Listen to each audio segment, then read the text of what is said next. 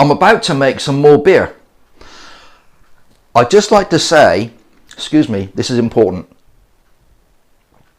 This is that lager, really lovely. I'd just like to say a big thank you to two very special people in my life.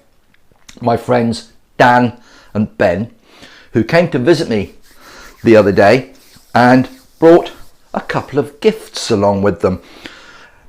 A, for my birthday, which was a couple of weeks ago, but also a little early for Christmas. And bless them, they brought these two beer kits for me. One of them being the Young's Definitive Lager. The lager I'm just sampling, it's the first time I've ever made lager at home. I've had other people's. It's not been too bad. I have made cerveza, Mexican style beer, but I've not actually made a lager kit. And the Geordie lager kit I was very pleased with. Easy to drink, lovely flavour, easy kit to make, perfect.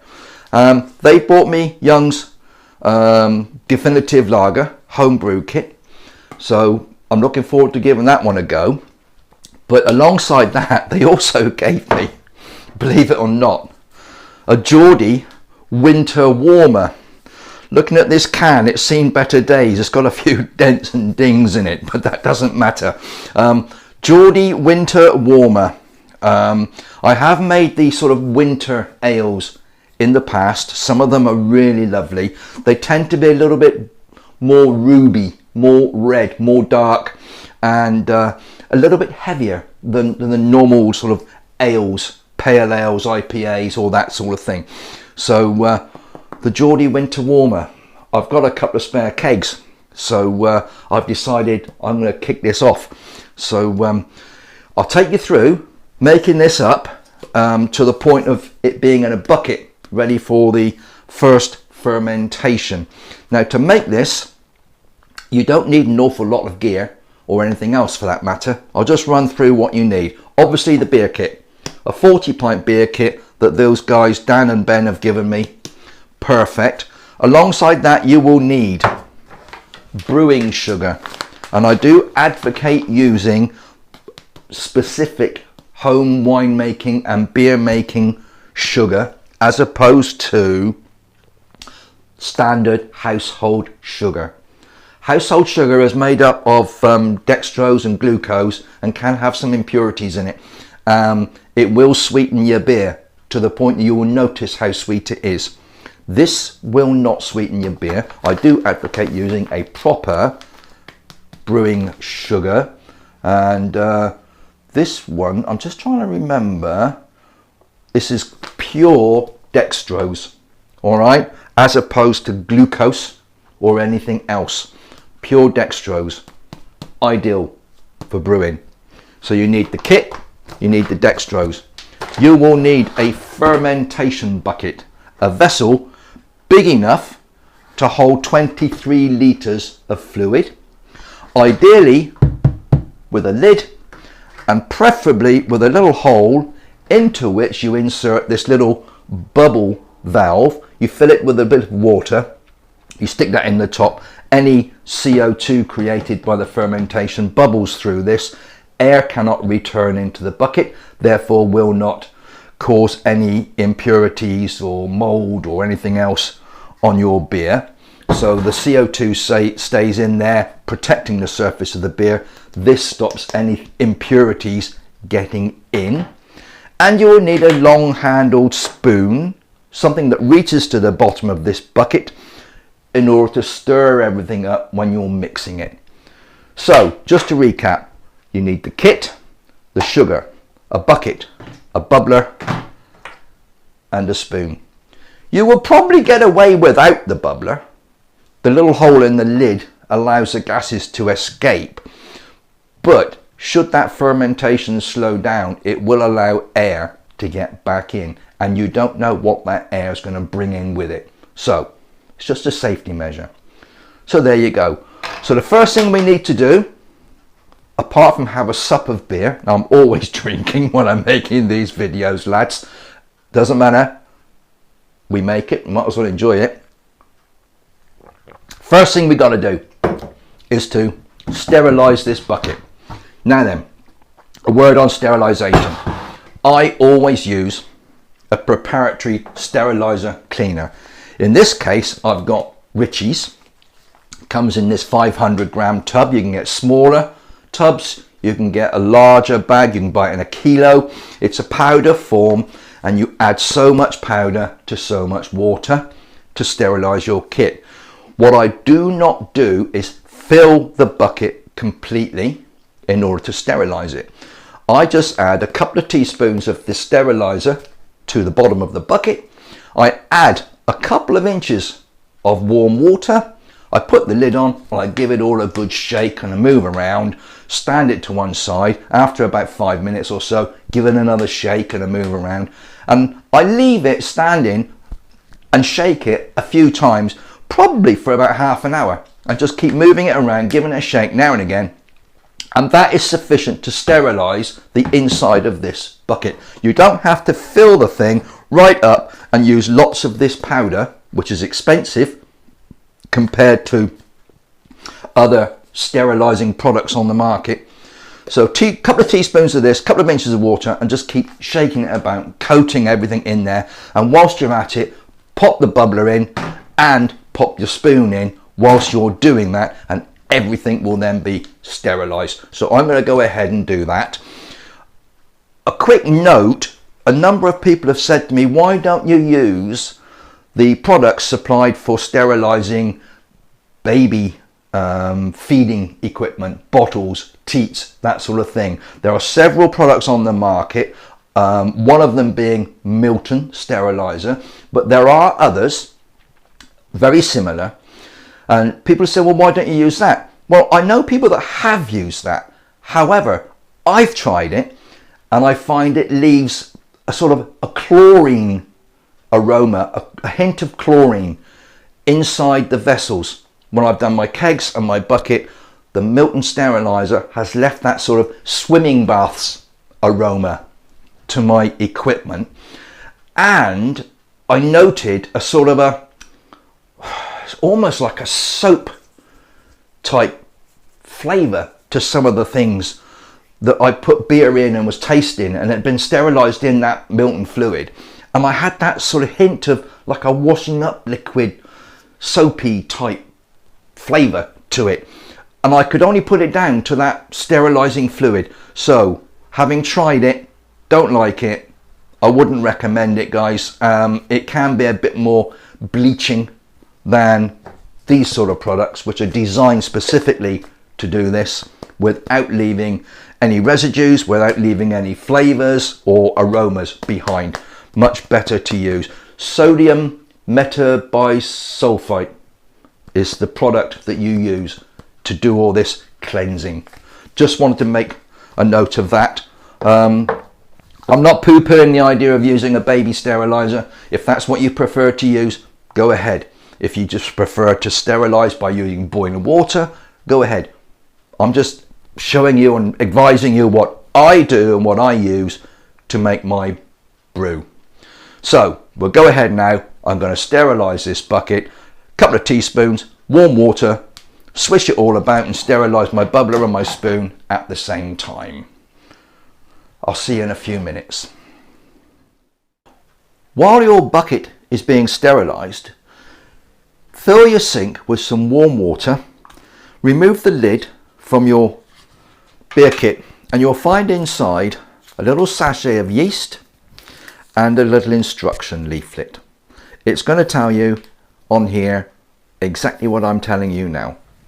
So you remove all those bits off the top and you pop this into a sink of warm water, and that will soften the contents. It's like a thick treacle inside that tin. You need to soften it so that it's easy to pour into your bucket when you come to make the kit up. So whilst your bucket's sterilizing, soften your kit in the sink of warm water.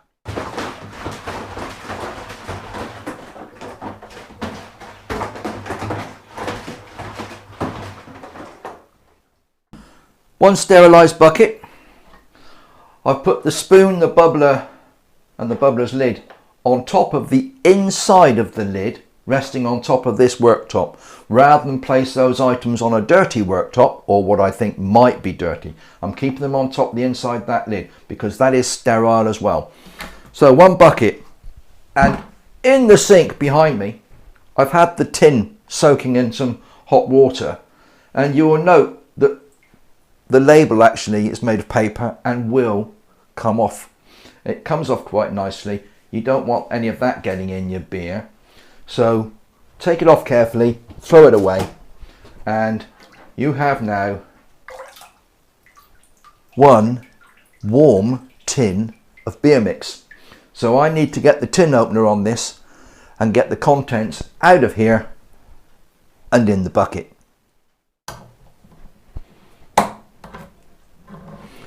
It's worth pointing out as well at this point in time that I've boiled a kettle full of water, and you will need some boiling water to dilute this mix.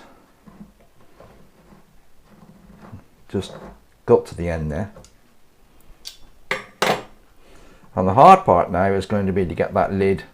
I'm going to use the spoon handle here just to hook that lid up out of there, and you can see that the mixture in here is really dark, sticky and treacle like.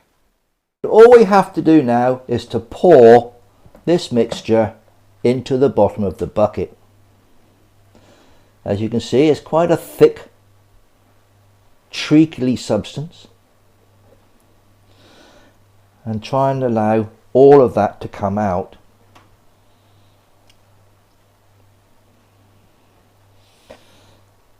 Now the kettle has been boiled, so what I'm going to do is to pour some boiling water into this tin to rinse the rest of this out and add it to the bucket.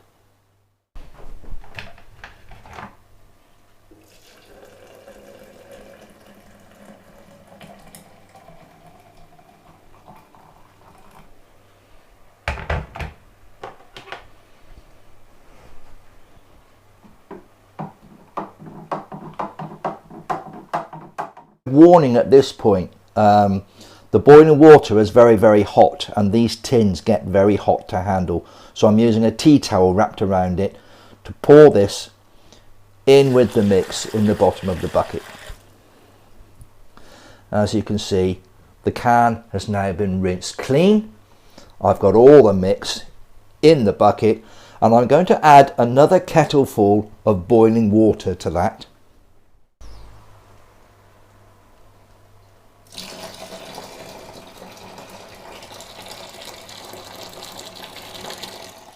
And at this stage you want to give it a really good stir to allow all that treacle substance to dissolve with the hot water. So you've got the tin of mixture and 2 kettlefuls of boiling water gone in here. So I'm now adding the entire bag, which is 1 kilogram of brewing sugar. 1 kilo is about 2 pounds 3 ounces in imperial measurement. So for some of you people that use the imperials, then 2 pounds 3 ounces of brewing sugar, or 1 kilogram as it states on this pack. And we put all of this in that mixture. You can see how fine this is. It's not very coarse grains on this sugar. It's very fine, powdery, almost as fine as an icing sugar, sort of in its texture almost. As I said, this is 100% dextrose. That's all in there, and I need to give that a good stir and mix it all together.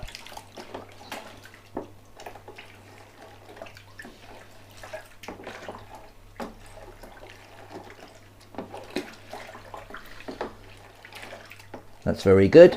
And finally, what we need to do now is to top this up with cold water to the 40 pint or 23 litre mark on the bucket.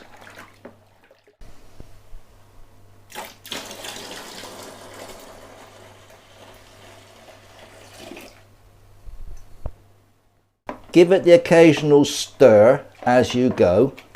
Don't be afraid to give it a good vigorous mix. Get everything mixed together in order to get the best out of the fermentation.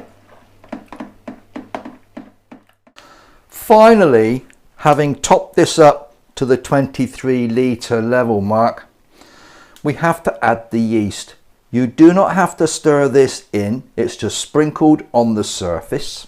Remember, you've got your wort kit treacly substance in there, you've added the sugar and you've mixed it all together, and now you're adding the yeast on the surface just by sprinkling that over the top fairly evenly,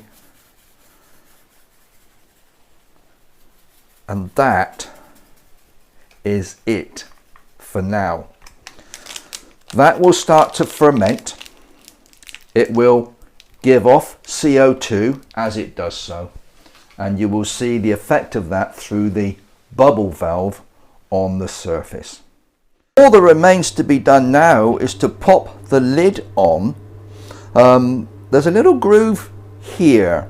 There isn't one in the rest of this bucket, but this little groove here is where you can put your fingers in and open the bucket. Now I always put the bubbler location hole adjacent to that hole, so that in the future, every time I want to open this lid, and if I click it on, you'll understand why. It's now firmly in place and you cannot get your fingers in there to open it. But you can here, there is that gap.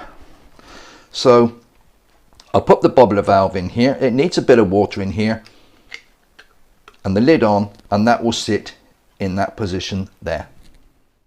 So just show you there, it's about half full. If you can see that, it's about half full of water, this valve. Just shake it, you can see the water in there, and I'm going to push that into that location. Make sure it's in nice and firm. The lid's on, the valve's in place, and we just have to wait for that to do its thing. Now it will be about 10 or 12 days of primary fermentation in here, or at least until it stops bubbling. So you put it away, corner of the kitchen, in a cupboard, somewhere with an ambient temperature of around about the between 18 and 20 degrees, I would say, is comfortable. So keep this somewhere fairly warm, comfortable, in the corner of your kitchen, in a corner of your bedroom, anywhere really. But what you have to remember is that when this starts bubbling, it does make a little noise. So if you put it in your bedroom, you'll hear that bubbling all night long. The missus might not be too happy with that one. So I need to pop this away and wait 10 to 12 days for it to do its thing. And I'll come back and show you what it's like after that time.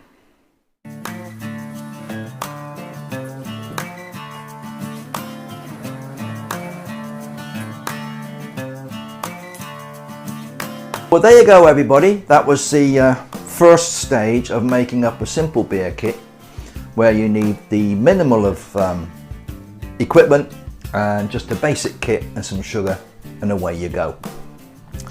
So that's me for the evening. I'm going to go and relax.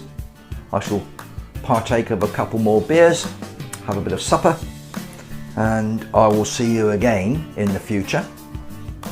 Before I go, just one more thing.